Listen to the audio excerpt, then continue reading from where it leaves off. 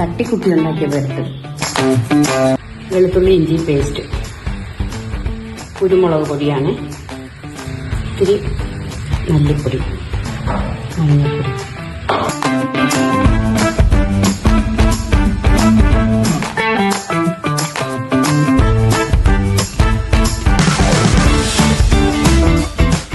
അതിന് നമ്മുടെ വീട്ടിലൊരു ഗസ്റ്റ് വന്നിട്ടുണ്ടെങ്കിൽ 10 മിനിറ്റ് കൊണ്ട് ഉണ്ടാക്കി കൊടുക്കാം.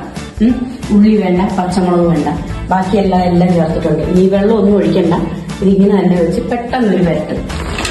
തിളച്ചിട്ടുണ്ട്, തിളയ്ക്കുമ്പോൾ നമുക്ക് പതുക്കെ ഇളക്കി കൊടുക്കണം കേട്ടോ.